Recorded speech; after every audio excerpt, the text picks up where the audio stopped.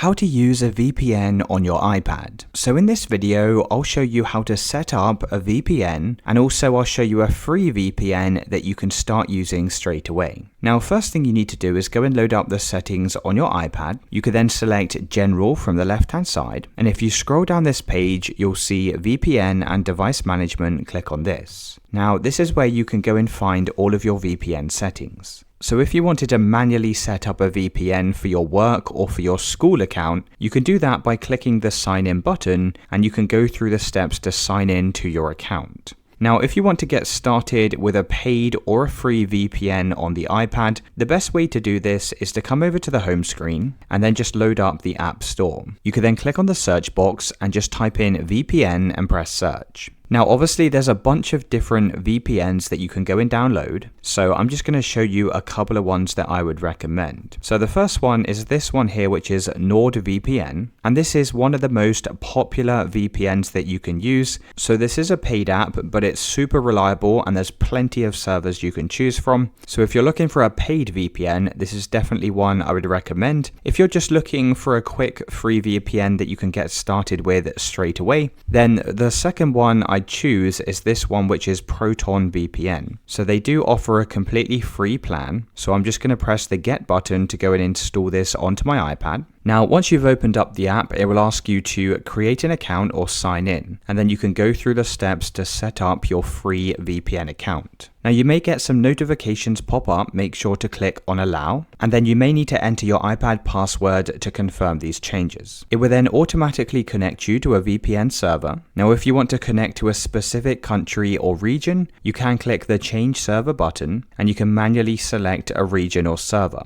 Now, if you want to disconnect from the VPN, you can press the disconnect button. You can also swipe down in the top right hand side of the iPad. You can then click on the control center, and you can just go and hold down on VPN to disable and turn off the VPN. So that's how to use and connect to a VPN on your iPad.